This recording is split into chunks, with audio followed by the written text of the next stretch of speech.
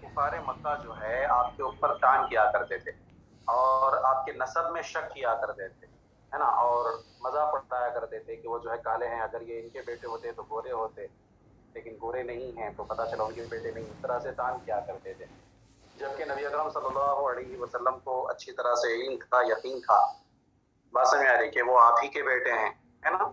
تو ایک مرتبہ کیا ہوا، عرب کا ایک قیافہ شناس ہے، بہت مشہور قیافہ شناس۔ قیافہ شناسی عرب کا ایک مشہور فن تھا بیٹا اس زمانے میں۔ قیافہ شناسی کا مطلب ہوتا ہے انسان کے خد و خال دیکھ کر کے، چہرے کو دیکھ کر کے، ہاتھوں کو دیکھ کر کے، پیروں کو دیکھ کر کے ان کو پہچاننا، ان کی زندگی کے حالات جو ہے پہچاننا، ان کے روزمرہ معمولات کو پہچاننا، اور باپ بیٹے کو اگر کھڑا کر دیا جائے تو چہروں کو ملا کر کے اندازہ لگانا کہ یہ اس کا بیٹا ہے کہ کس کا بیٹا ہے۔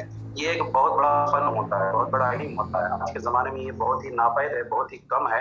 پہلے کے زمانے میں اس پر بہت مشہور تھے، اتنے عرب مشہور تھے، آپ لوگوں کو حیرت ہوگی کہ اونٹنی جس ریگستان پر قدم رکھ کر کے چلتی تھی تو اس قدم کو دیکھ کر کے وہ اونٹنی کے اوصاف تک بتا دیا کرتے تھے کہ یہ جو قدم ہے یہ اونٹنی کے ہیں، اور وہ اونٹنی کتنی بڑی ہے، کتنی چھوٹی ہے، کیسی ہے، کیا ہے، اتنی زیادہ مہارت ہوا کرتی تھی۔ دور سے گھوڑوں کی آنے کی آوازیں سن کر کے صرف تعداد بتا دیا کرتے تھے کہ کتنے گھوڑے دوڑ کر کے آ رہے ہیں۔ بات سمجھ میں آ رہی ہے؟ لوگوں کے قدم دیکھ کر کے جو ہے ان کو بتا دیا کرتے تھے کہ بھائی ان کا کیا کیا معاملہ ہے۔ باپ بیٹے کو بغل میں کھڑا کر دیا جائے تو دیکھ کر کے پہچان لیا کرتے تھے کہ ہاں یہی اس کا باپ۔ کئی لوگوں کے سامنے اگر بیٹے کو باپ کو لا کر کے کھڑا کر دیا جائے تو پھر چہرہ دیکھ کر کے اور قد و خال دیکھ کر کے، ہاتھ وغیرہ دیکھ کر کے پہچان لیا کرتے تھے کہ ہاں یہ فلاں کا بیٹا ہے۔ مطلب یہ قیافہ شناسی اس کو کہتے ہیں، اور ایک بہت بڑا علم ہوتا ہے یہ۔ اس زمانے میں جو سب سے مشہور قیافہ شناس تھا عرب کا، اس کا نام تھا مدلجی۔ کیا نام تھا اس کا نام؟ مدلجی، یہ اس کا نام تھا، بہت ہی مشہور قیافہ شناس تھا۔ تو ایک مرتبہ کیا ہوا، حضرت زید بن حارثہ اور حضرت اسامہ بن زید، یہ دونوں باپ بیٹے جو ہے سوئے ہوئے تھے، اتفاق سے چادر ایک ہی اوڑے ہوئے تھے، دونوں کا چہرہ چھپا ہوا تھا، صرف دونوں کے پیر جو ہے وہ باہر نکلے ہوئے۔ سمجھ میں آ رہی ہے؟ اب کفار مکہ جو ہے انہی کے اوپر طعن و تشنیع کیا کرتے تھے کہ یہ جو ہے ایک دوسرے کے، مطلب ان کا نسب ثابت نہیں ہے، یہ کسی اور کے بچے ہیں، اس طرح سے۔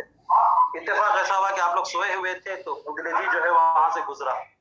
جب اس نے گزرا، اس نے ان دونوں کے قدموں کو دیکھا تو اس نے کہا کہ یہ جو ہے باپ بیٹے کے قدم۔ اس نے کیا کہا؟ یہ باپ بیٹے کے قدم ہیں۔ تو لہذا اب عرب کے لوگ جو دوسروں کی بات مانے نہ مانے، سرکار اقدس صلی اللہ علیہ وسلم کی بات کا انکار کیا کرتے تھے، لیکن اس قیافہ شناس کے اوپر سب کو اعتماد تھا۔ تو جب اس نے یہ بات کہہ دی تو سب کے منہ بند ہو گئے، اور کفار مکہ کو گویا کہ انہی کی زبان میں جو ہے جواب مل گیا۔ اب وہ سب کے سب کیا ہو گئے؟ خاموش ہو گئے، اور جو آپ کے نسب میں طعن کیا کرتے تھے اس طعن و تشنیع سے جو ہے وہ باز آ گئے۔ تو اس بات سے آقا کریم صلی اللہ علیہ وسلم خوش ہوئے، پسند میں رہی، اور خوشی کے مارے آپ حضرت عائشہ صدیقہ رضی اللہ تعالیٰ عنہ کے کمرے میں تشریف لائے، اور آپ کا چہرے مبارک خوشی سے چمک رہا تھا، اور آپ نے ایک بات کی خبر دی، کیا تمہیں اس بات کا پتہ نہیں ہے کہ مدلجی نے کیا کہا اسامہ اور زید کے بارے میں؟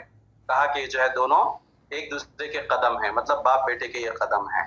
اس کا مطلب یہ نہیں ہے کہ معاذ اللہ وہ مدلجی کہنے سے پہلے سرکار کو جو ہے شبہ تھا، سرکار کو بھی شبہ تھا ان لوگوں کی طرح، ایسا نہیں ہے، بلکہ معاملہ یہ تھا کہ سرکار اس وجہ سے خوش ہوئے تھے کہ ابھی کفار کو ان کی زبان میں ان کا جواب مل گیا۔ بات سمجھ میں آ رہی ہے؟ اب وہ جو ہے طعن و تشنیع نہیں کریں۔ سمجھ میں آگے بات؟ حدیث سے بات دیکھیے، کہتے ہیں کہ رسول اللہ صلی اللہ علیہ وسلم ان کے پاس تشریف لائے، مسروراً، اس حال میں کہ آپ خوش تھے، آپ بہت ہی زیادہ مسرور تھے، تبرق اساریر وجہہ، آپ کے چہرے مبارک کے لکیریں چمک رہی تھیں، مطلب آپ کے چہرے مبارک بالکل چمک رہا تھا، روشن تھا۔ فقال، اور آپ نے ارشاد فرمایا کہ الم تسمعی، کیا تم نے نہیں سنا، یعنی حضرت عائشہ صدیقہ کو خطاب کیا، کہتے الم تسمعی، کیا تم نے نہیں سنا، ما قال المدلجی، مدلجی نے کیا کہا، تم نے نہیں سنا، لزید و اسامہ، اسامہ اور زید کے لیے، کیا تم نے نہیں سنا کہ اسامہ اور زید کے لیے مدلجی نے کیا کہا، ورأى اقدامہما، اس حال میں کہ اس نے ان دونوں کے قدموں کو دیکھا تھا، یعنی جب اس نے ان دونوں کے قدموں کو دیکھا تو کیا کہا مدلجی نے، کیا تم نے یہ نہیں سنا؟ کہتے ہیں کہ اس نے یہ کہا کہ ان بعض هذه الاقدام من بعض، کہ ان قدموں کا بعض حصہ بعض سے ہے، مطلب یہ قدم ایک دوسرے کے ہیں۔ قدم ایک دوسرے کے مطلب کیا ہے؟ یہ باپ بیٹے کے قدم ہیں، کیونکہ باپ بیٹا ایک دوسرے کا جز ہی ہوا کرتے ہیں۔ بات سمجھ میں آ رہی؟ یہی وجہ ہے کہ باپ کا اثر بیٹے کے اندر، پھر بیٹے کا اثر اس کے بیٹے کے اندر، یہ قانون قدرت ہے بیٹا. عمومی طور پر دیکھیں گے آپ, کچھ نہ کچھ اثرات آپ کو ملیں گے ماں باپ کے. کسی کا چہرہ کسی کے ماں باپ سے ملتا جلتا ہے, کسی کا ہاتھ کسی کے ماں باپ سے ملتے جلتے ہیں, یہ ملتا ہی ملتا ہے. بات سمجھ میں آ رہی ہے؟ اللہ کی قدرت ہے یہ. بات سمجھ میں غور کیا جائے تو اس میں اندازہ ہوتا ہے. کبھی کبھی تو ایسے ہوتا ہے کہ کسی بچے کو اس کے باپ بلکہ اس کے دادا بلکہ دادا کے والد کی کوئی عادت جو ہے وہ آ جاتی ہے اس کے اندر. مطلب یہ ایک طرح کا ایک سمجھ لو کہ یہ اللہ تبارک و تعالیٰ کی ایسی قدرت ہے کہ انسان کی طاقت سے یہ باہر ہے بیٹا. سن میری بات. کئی مرتبہ ایسے ہوتا ہے کہ کوئی ایک عادت بچے کے اندر ایسی آ جاتی ہے جو عادت نہ تو اس کے والد کے اندر ہوتی, نہ تو والدہ کے اندر, نہ تو دادا کے اندر, نہ تو نانا کے اندر. پھر غور کرنے پر پتا چلتا ہے کہ ہاں ارے یہ عادت تو ہمارے دادا کے دادا کی. بات میں اس طرح سے بھی ہوتا ہے. تو یہاں پر چونکہ سرکار اقدس صلی اللہ علیہ وسلم کا چہرے مبارک کے چمکنے کا تذکرہ ہے, اس وجہ سے حدیث پاک کو یہاں پر وارد کیے ہیں. حدثنا يحيى بن بكير حدثنا الليث عن عقيل عن ابن شهاب بن عبد الرحمن بن عبد الله بن كعب ان عبد الله بن كعب قال سمعت كعب بن مالك يحدث حين تخلف عن تبوك. ہم سے حدیث بیان کی یحییٰ بن بکیر نے, وہ کہتے ہیں ہم سے حدیث بیان کی لیث نے, وہ روایت کرتے ہیں عقیل سے, وہ روایت کرتے ہیں ابن شہاب زہری سے, وہ روایت کرتے ہیں عبد الرحمن بن عبداللہ بن کعب سے. وہ کہتے ہیں کہ حضرت عبداللہ ابن کعب رضی اللہ تعالیٰ عنہ نے کہا ہے نا. حضرت عبداللہ ابن کعب حضرت کعب بن مالک کے بیٹے ہیں. حضرت کعب بن مالک ایک مشہور صحابی. کہتے ہیں کہ میں نے حضرت کعب ابن مالک کو سنا حدیث بیان کرتے ہوئے حین تخلف عن تبوک, جس وقت کہ وہ جنگ تبوک سے پیچھے رہ گئے. ایک لمبا چوڑا مشہور واقعہ ہے بیٹا.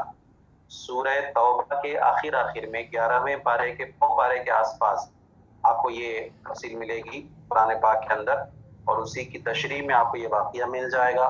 یا سیرت نبی کا آپ ملاحظہ کریں, سیرت رسول کا, سیرت مصطفیٰ جو کتاب ہے اس کتاب کو پڑھیں, تو جنگ تبوک کا جب آپ تذکرہ پڑھیں گے تو وہاں پر آپ کو ایک تذکرہ ملے گا کہ 3 صحابہ کرام جنگ تبوک سے پیچھے رہ گئے تھے اسی وجہ سے.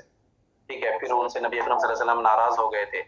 تو وہ تینوں صحابہ جب یہ لگا کہ آقا کریم صلی اللہ علیہ وسلم ہم سے ناراض ہو گئے ہیں, تو انہوں نے مسجد نبوی سے اپنے آپ کو بندھوا لیا. مسجد نبوی کے جو ستون تھے اس ستون سے اپنے آپ کو بندھوا لیا اور کہا کہ جب تک ہمیں معافی نہیں ملے گی تب تک ہم ایسے ہی بندھے رہیں گے. ان کے گھر والے آتے, صرف ان کو ضرورت کے وقت کھلاتے اور ضرورت کے وقت ان کو لے جاتے, پھر لا کر کے باندھ دیتے, تو وہ بندھے ہوئے رہتے.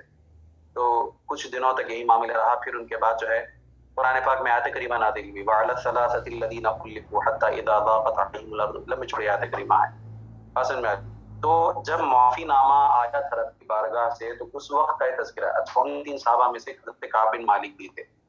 میری بات تفصیل آپ اس میں دیکھ لیجئے, بہتر رہے گا. تو کہتے ہیں کہ میں نے حضرت کعب ابن مالک کے بیٹے اپنے والد کے متعلق حدیث بیان کرتے ہیں. کہتے ہیں کہ میں نے حضرت کعب ابن مالک کو سنا حدیث بیان کرتے ہوئے جس وقت کہ وہ تبوک سے پیچھے رہ گئے تھے, جنگ تبوک سے.